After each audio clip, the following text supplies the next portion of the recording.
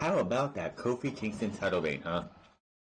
Going all the way back to the Elimination Chamber, even though Tuesday before the Elimination Chamber of this year, Kofi Kingston captured the heart of so many WWE fans that he became a sensation, a 11-year sensation overnight by just narrowly losing out on being the last entrant in the Elimination Chamber.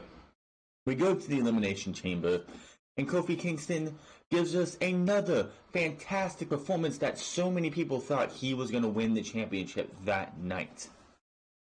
Kofi gets destroyed at Fastlane just to build up this sympathy that Vince McMahon's not going to allow him to become WWE Champion or get the opportunity at WrestleMania as fans wanted him to. Daniel Bryan, as the heel that he was at the time, just helped build Kofi Kingston up to where him and Kofi Kingston put on a great moment and had a great moment at WrestleMania. Kofi Kingston would not be where he was for a majority of this year if it would not have been for Daniel Bryan and how good of a heel he was. We get to WrestleMania after overexposing, oversaturating the Gauntlet match, which, not a discussion for this time. Kofi wins the championship. He wins the championship. He goes on to beat Kevin Owens a couple times. Dolph Ziggler. I believe he faced Samoa Joe once. He's beaten Randy Orton twice. And it all came down to tonight. Kofi Kingston versus Brock Lesnar. And if you've been paying attention to WWE all year, Brock Lesnar has put on one fantastic match at SummerSlam against one Seth Rollins, and another good match at WrestleMania against Seth Rollins. Seth Rollins is about the same wrestling build and same you can have the same kind of match with Seth Rollins that you could with Kofi Kingston. At the beginning of the year, Finn Balor faced off against Brock Lesnar for the Universal Championship in another stellar match. All the way back at Survivor Series last year, Brock Lesnar and Daniel Bryan. That was a fantastic match. Go a year before that, Brock Lesnar versus AJ Styles. It's at Survivor Series. Another great championship match. A champion versus champion match. Another great match. We go to SummerSlam, I believe it was 2013. Yeah, I think it was SummerSlam 2013. Brock Lesnar versus CM Punk. Match of the year that year. What do all these guys have in common with Kofi Kingston? They are small guys that can work well with Brock Lesnar. So when this match was announced, or challenged for, 2 weeks ago?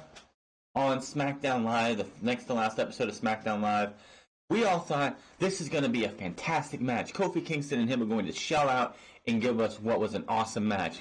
And remember the match from Beast from the East where Kofi Kingston just got suplexed, F5, 1, 2, 3. Then we get to tonight's show. This is the main event of the show. And Kofi Kingston eats an F5 as the bell rings. And that's it. Brock Lesnar is your WWE Champion.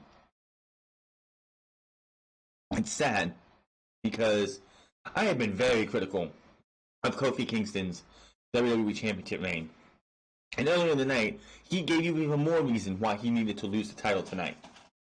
But Kofi Kingston did not deserve to be punked out in not even 10 seconds. Bell rings, he charges, F5, 1, 2, 3. Why did they have this squash match like this? Because WWE has signed Cain Velasquez.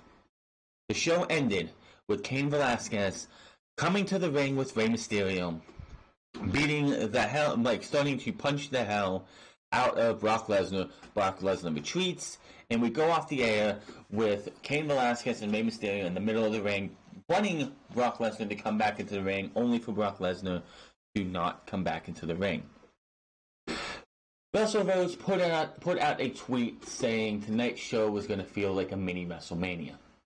This was going to be something special. This is something Fox has paid for. This show felt no goddamn different than SmackDown Live last week, or the week before that, or the week before that, or the week before that.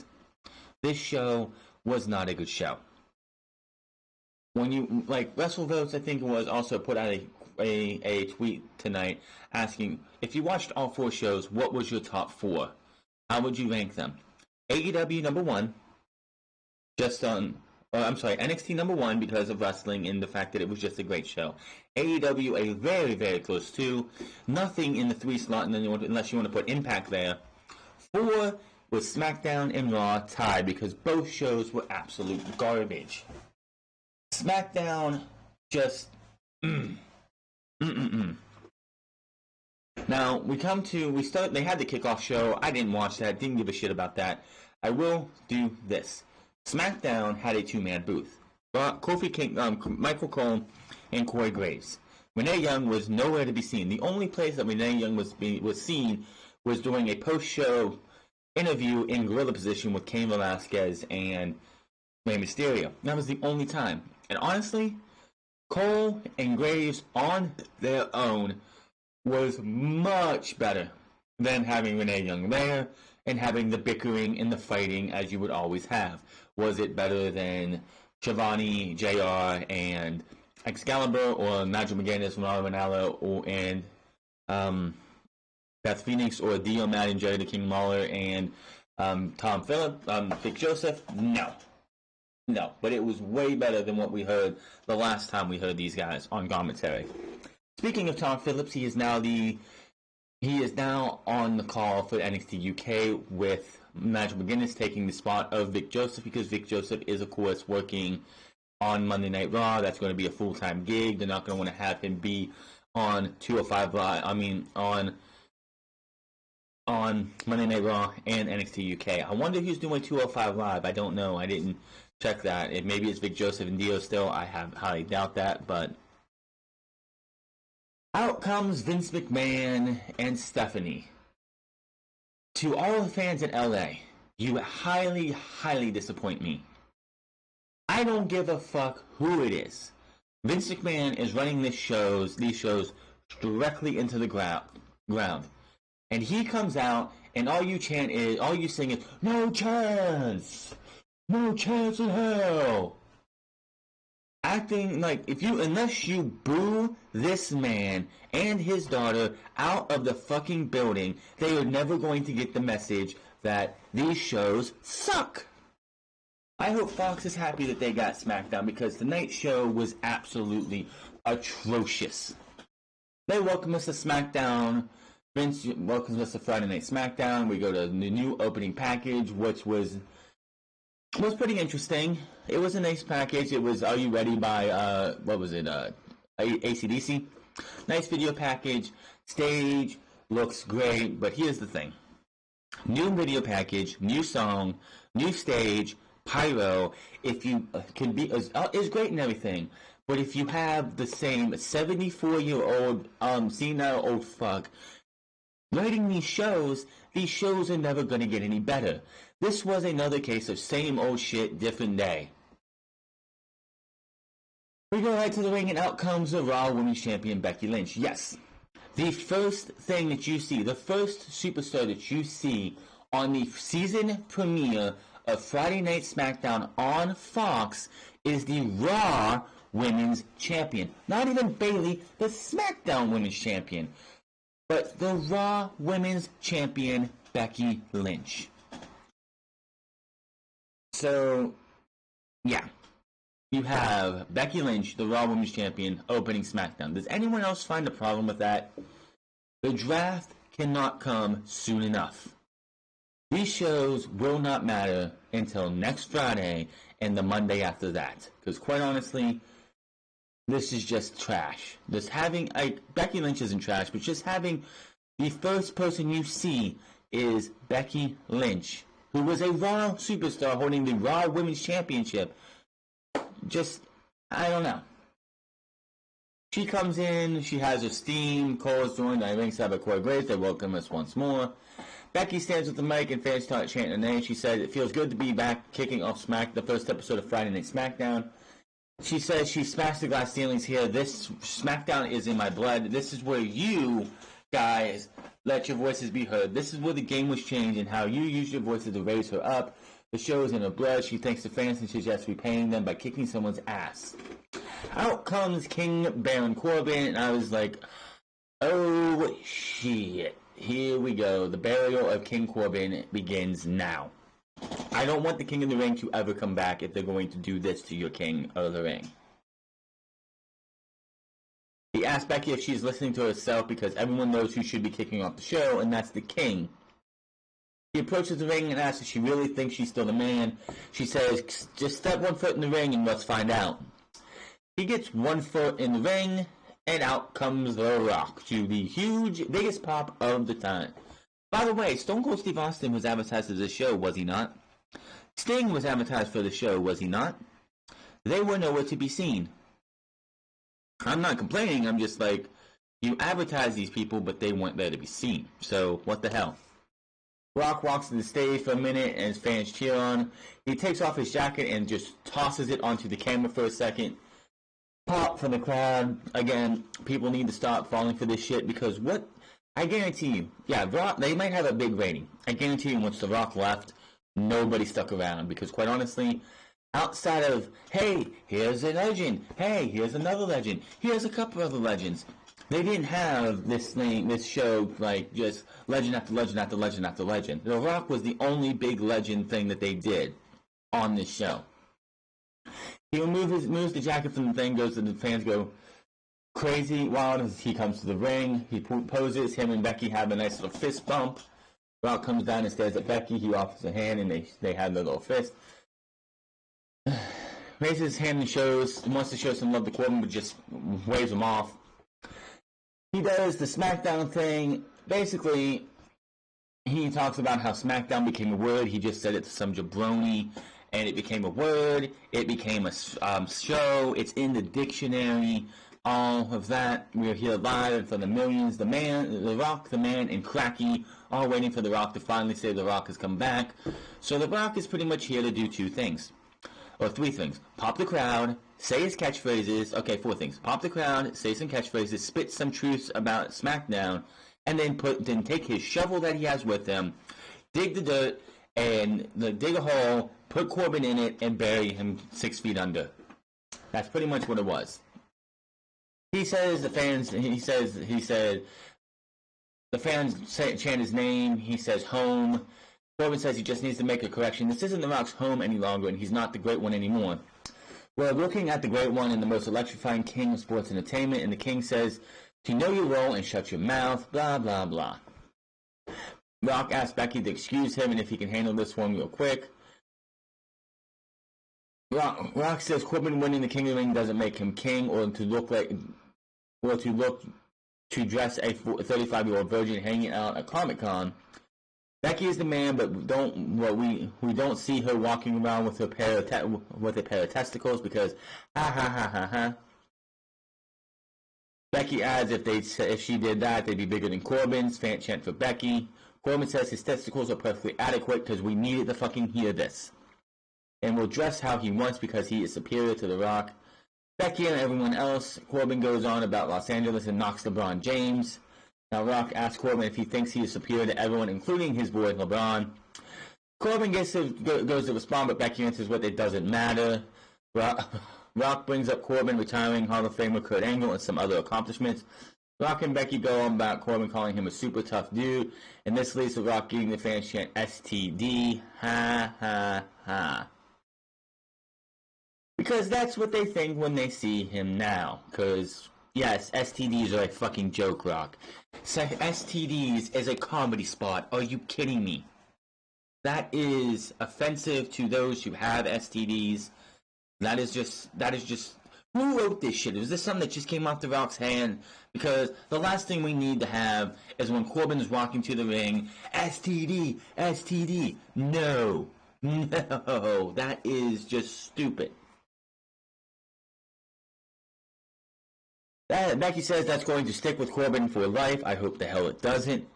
Rock says this is what happens when Corbin comes out and disrespects the man, the fans, and the jabroni beating, pie eating Rock. His usual catchphrase. They're all ready for a fight. Rocky and Becky take turns rocking Corbin. Between them, Rock drops Corbin, Becky legs drops him, Rock stands over Corbin, hits the people's elbow. Then Becky kicks Corbin as he gets back up. Rock bottom, fans chant Rocky, he stands with Becky. Rock says he loves us SmackDown. If you smell what the Rock is cooking, the Rock's music hits as the fans stand tall and Becky once again. Rock exits the ring and slaps hands with fans at ringside on the way up the ramp. His music hits, Rock stops and poses on the stage and points at Becky in the ring.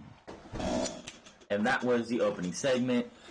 So basically, again, the King of the Ring, which looked like it was going to be something positive, has been absolutely crushed beyond repair.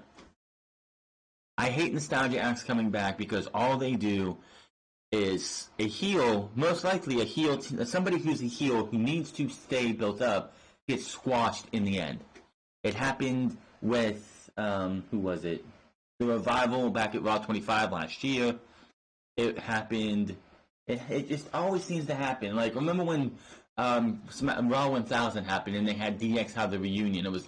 And you had Damian Sandow come out and he got squashed in the entire thing.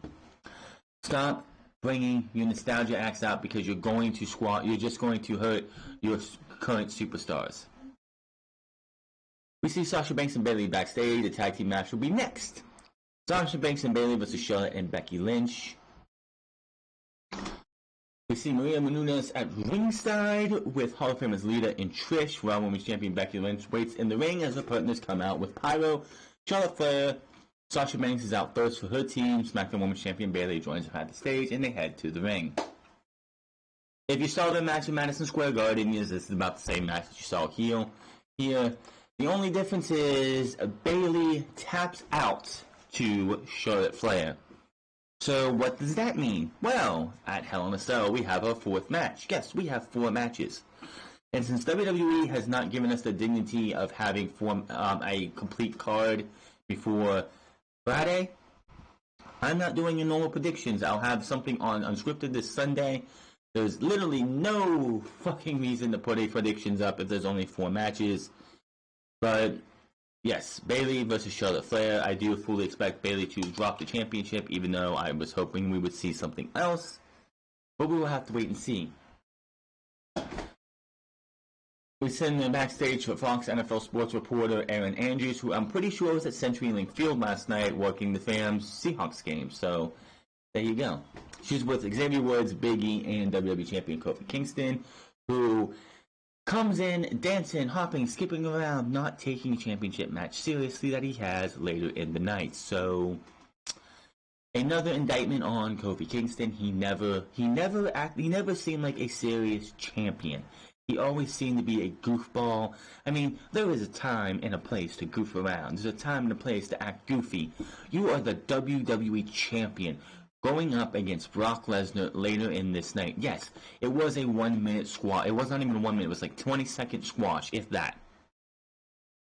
But just going into any match, you should not be sitting there just like smiling, dancing around, thinking everything is so peachy keen. You're going into the ring with a fucking killer who would go out there, and if they wanted to make this a long match, we would probably see a recreation of SummerSlam 2016 when Brock Lesnar, 2014, my bad, 2014, when Brock Lesnar just suplexed John Cena 16 times out of his boots, out of his shoes, out of his jorts, and left him laying in a heap of his own feces, pretty much. That was just the way Kofi Kingston has treated this championship reign. Am I happy he lost the title in in very less time? He had a post-show interview with Kathy Kelly that lasted 4 times longer than the match itself. So, do I think he should have lost the match in that fast? No. But Kofi Kingston, just the way he's acted in this entire title reign, he needed to lose that championship ASAP. Seth Rollins is walking backstage. He will face Shinsuke Nakamura next in a champion versus champion match. I cannot wait till this fucking wild card rule is over. If you want Nakamura versus Seth Rollins and a champion versus champion match, they need to be on the same brand. We see Tyson Fury at ringside. He gets a pop from the crowd. Cole shows us highlights of the earlier blue carpet kickoff. We also see Hall of Famers Kurt Angle and Mick Foley sitting at ringside. Yeah, tonight's show, the whole celebrity, the whole like legends being there outside of The Rock, felt more like something they do at like an NXT Takeover show or like take NXT This Week, where if they show any past superstars, they're just sitting in the crowd. That's all they seem to do tonight, which is fine if they want to do that, but it doesn't really do anything for the show. Seth Rollins versus Shinsuke Nakamura. Out comes Seth Rollins, and Bray Wyatt interrupts everything on the big screen with a new Firefly Funhouse. Ryan introduces everyone to his home, and his various puppets, Rambling Rabbit, is actually still alive, and he's wearing a Seth Rollins t-shirt. He wants to look like Seth Rollins. He has he looks like he's cosplaying as Seth Rollins, has like some beard, like facial hair on his face, a little bit of black hair. He wants to be like Seth Rollins. When he goes up, he goes on until Wyatt stops him. Wyatt suggests they show Rollins what will happen on Sunday at Hell in a Cell instead of talking about it. The rabbit represents Rollins, and he's locked inside a small red cage, and Mercy the Buzzer appears representing the Fiend. Rollins watches from the ring, and Wyatt warns that this could be messy. Mercy destroys Rambling and leaves nothing but a bunch of stuffing and a few body parts. Wyatt leaves nothing. Wyatt finds this to be hilarious. Wyatt gets serious and says history has a horrible way of repeating itself. Wyatt says now it's Rollins' turn. He flashes in a quick reminder of the Fiend. He laughs again and says he will see Rollins later. The segment ends as Rollins looks on from the ring, and Intercontinental Champion Shinsuke Nakamura is out. With Sami Zayn as Graham Hamilton does the introductions. We come back, we go to break, we come back, and we see Hall of Famers Ric Flair and Hulk Hogan mingling in the crowd at ringside. Because we need to see Ric Flair and Hulk Hogan again. Yes, I know we're doing Team Flair versus Hogan, which TNA did first, by the way, and probably did it better because it was a lethal lockdown. But the bell rings, the match, and Nakamura quickly goes for an armbar. This match goes for a good... It goes for a minute, and then all of a sudden, the lights go down as Seth Rollins is going for the stomp. The lights go down, the lights come back up. Shinsuke Nakamura, like Seth Rollins is at the stage. Shinsuke Nakamura is in the ring looking like, where's the Fiend at? He's looking for the Fiend because, yes, the Fiend is most likely going to attack Seth Rollins, but I wouldn't have put it past WWE to have the Fiend take out Nakamura, and then the lights go out again, the lights come back up, and Shinsuke Nakamura, and Wyatt hits does the mandible claw on Seth Rollins again. But they went with Seth Rollins. And this is like, they've been doing this since Clash of Champions. Can WWE not keep anything special? We did not need to see the Fiend every single episode of Raw and this episode of SmackDown since Clash of Champions. That is 4 shows that we have seen since Clash of Champions that the Fiend has either attacked Seth Rollins or attacked somebody else with Seth Rollins around. You're overexposing the Fiend. There is no reason to continue to do this. The Fiend, you still have one option. The Fiend goes into Hell in a Cell. The Fiend comes out of Hell in a Cell as the Universal Champion. If the Fiend does not leave Hell in a Cell as Universal Champion, there is no hope for this company. And I hope AEW drives them out of business eventually. Ladder match, Kevin Owens versus Shane McMahon. This match had to go the way it did, but it is absolutely one of, with there only being 4 matches now on this card for Hell in a Cell. I honestly think I would have rather had this match on Sunday, because the simple fact is, this match was just, it was there. It was a ladder match, nothing special. You really can't do much with a Shane McMahon as you used to be able to. I mean, there was Kevin Owens sent him through the ladder at one time. You had him go through the announce table, or got pounded on the announce tables. The match comes to an end when Shane is on top. Kevin Owens is on the outside. There was a ladder propped up on the bottom rope. I think it is on the bottom corner. I believe it is. And Kevin Owens is down. Shane McMahon's up. On trying to find the ladder. Kevin Owens gets back in. Owens powerbombs Shane from halfway up the ladder onto a ladder bridge at the bottom rope in the corner. And Shane just slides away. He just slides away. You know this is over. Gets up top. Gets the briefcase. And Kevin Owens is your winner. After the match, Kevin Owens picks yells and smashes the briefcase into his head a few times as his music hits. He stands tall with the briefcase, shoves the ladder over, takes the mic, pulls Shane McMahon up, and says, "Shane, you're fired." Delivers a stunner in the middle of the ring. Owens' music starts up and resumes in celebration. So Kevin Owens, the biggest positive of this entire show is that Shane McMahon is Gone. Gone. For now. Does this mean Shane McMahon will be gone forever? Please, he's a McMahon. He'll be back whenever WWE sees fit. But for now, Shane McMahon is gone. If he's going to prop back up, it'll probably be on Monday Night Raw. SmackDown Live has to be the more sports-oriented feel, which is why you have Brock Lesnar, your WWE champ, and Cain Velasquez is now on SmackDown. Should be a very, very interesting draft next week. We see Kayla backstage. Oh, by the way, Cole leads us to a greatest moments video presented by Snickers. This is, by the way, supposed to be the 20th anniversary edition of SmackDown. This was supposed to celebrate the 20th anniversary. They really didn't do that. They didn't even hype this up as a 20th anniversary special. We just had Raw 25 last year in January. And that show was all Raw 25, Raw 25. It was all celebrities and guests and everything. Even, I believe, 5 years prior when they did the 20th anniversary of Monday Night Raw, I'm pretty sure they had some shit go down. Tonight, if they wouldn't have did the greatest moments video of 20 years of SmackDown and The Rock didn't show up, quite honestly, this wouldn't have, you would have been remiss to think that this was a 20th anniversary special for SmackDown because they did not treat it like that. But this is, of course, SmackDown, and SmackDown's always been mistreated by WWE.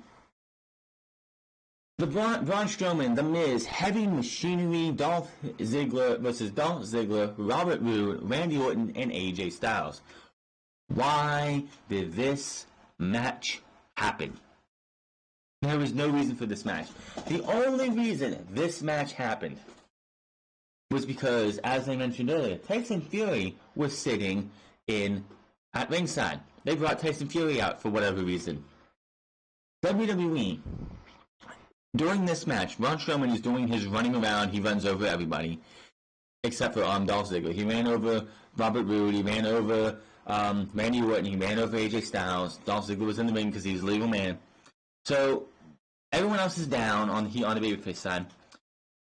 Strowman notices Tyson Fury. He goes over there. He starts talking to him. He starts squaring up. Tell him he's like, "You want some of this? You want some of this?" Tyson Fury gets up, they pose a little bit, Ziggler from behind, Ziggler gets thrown into the ring post, and then Tyson Fury is still standing up. Braun Strowman takes Ziggler and throws him into the barricade where Tyson Fury is at, knocking Tyson Fury back. Tyson Fury does not look happy, so Ziggler gets pinned by Braun Strowman. Team Strowman stands tall. Fury hops the barrier, but security rushes over and keeps him from getting to the ring. Strowman just has this big smile on his face like, yeah, he wants some, come get it. Strowman talks Fury for the ring. Graves notes how Fury is a hothead. Fans chant for security to let them fight. And we go to commercial break.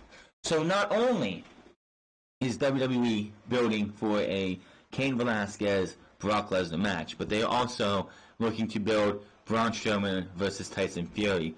Why? I don't fucking know. We're going to get Saudi Arabia. We're going to have Cain Velasquez versus Brock Lesnar at Saudi Arabia. And we're going to have Tyson Fury versus Braun Strowman in Saudi Arabia. Why? I just can't. Cole shows us what happened with DJ Marshmallow ran into Carmella and he pinned her for the 24/7 title earlier backstage. Apparently, Carmella won the title back. I don't know. I really don't care. And yes, the Bella Twins were in this video package where we were hanging out with Marshmallow and R-Truth. Carmella came in. Heavy Machinery came into the shot. Marshmallow tried to run away. He ran into Carmella. He fell on top of her. He pinned her. He won the championship, and I don't know how he won it back, and I really don't care. Eric Rowan versus Roman Reigns. This one is a 20-man lumberjack match. Why? Why was this a lumberjack match? Did we really need to see this match again? Luke Harper returns at Clash of Champions. Luke Harper has not had a match, I believe, since this match. He will not have a match until this Sunday. Luke Harper returned and helped destroy Roman Reigns at Clash of Champions. Why was this match not Roman Reigns versus Luke Harper and this lumberjack match? Why was it Rowan again? Why was it Eric Rowan? Why was it not Luke Harper? Bell rings, they go at it. It's the same as I hate lumberjack matches. I really do.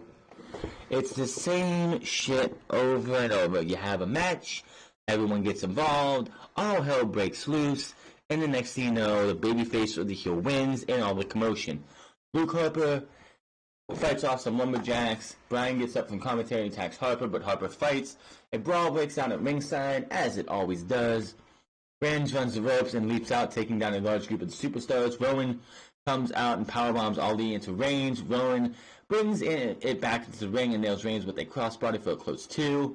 Harper stops lumberjacks from entering the ring after he takes out the he hits the ring and drops Reigns. Brian runs in and drops Harper with the running knee. Reigns takes advantage of Rowan with a spear. 1, 2, 3, and after the match, Reigns recovers. As his music hits, Brian enters the ring and offers his hands for a shake. Reigns thinks about it as Brian secures the fans and pop and chant yes. Reigns finally shakes it and fans pop. My question is, are we going to see a heel turn by Daniel Bryan on Sunday? Most likely. I just feel like this entire Daniel Bryan being like on the side of Roman Reigns just makes no goddamn sense. So I can see that happening. And then the Usos, who I guess was supposed to make their return tonight, and I didn't see them anywhere unless they were in that 20-man scrum, which I really wasn't paying attention to who was in that scrum. The match didn't mean... It's one of those matches that's like, it's a lumberjack match. I hate these things because they're always the same shit.